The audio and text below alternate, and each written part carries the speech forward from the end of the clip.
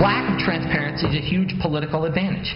And basically, call it the stupidity of the American voter or whatever.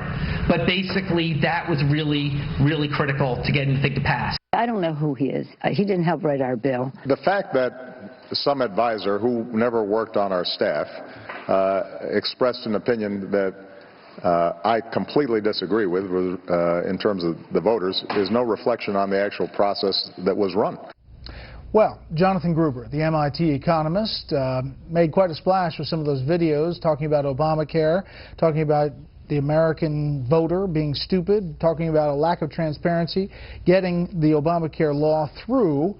Now a slew of emails, thousands of them, released by the House Oversight Committee, show that the relationship was actually a lot tighter with the administration, a lot more communication, a lot more intimate, and the White House was asked about that today.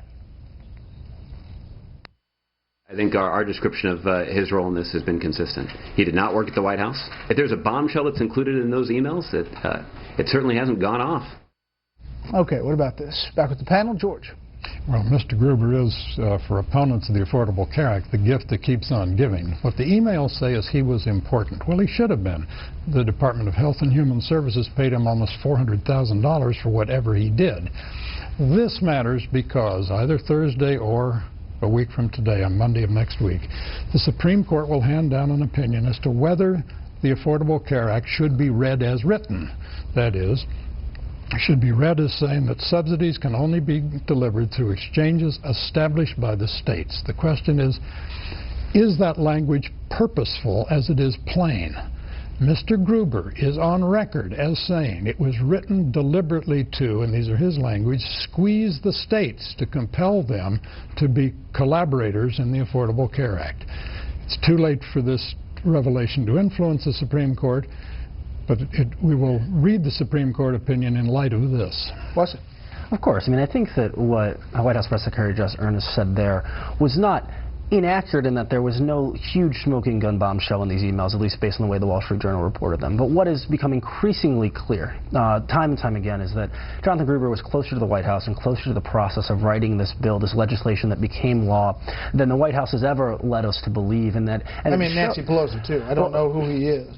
Well, and she very well personally may not have known who he was. Yeah. I don't believe that Nancy Pelosi's in the basement of the Capitol building personally writing legislation.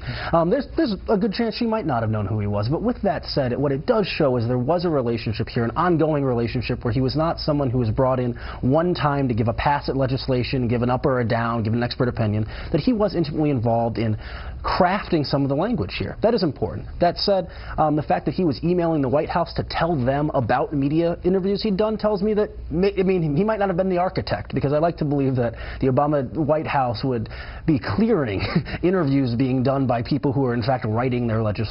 But who knows? Okay, Charles?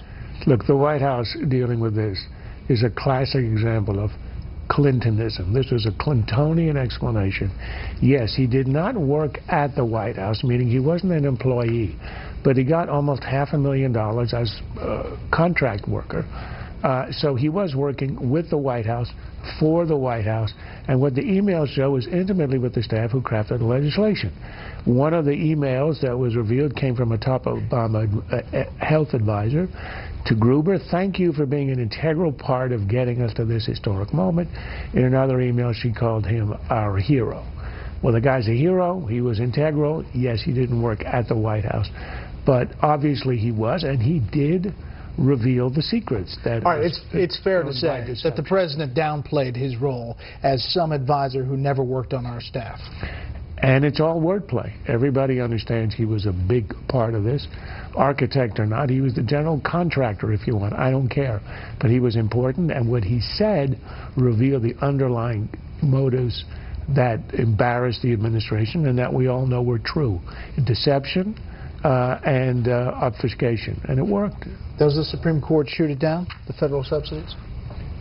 Yes. I don't get into the prediction game. I'm not sure. I think it will read the language as plain and purposeful. All right. Thanks for being here, Wesley. That's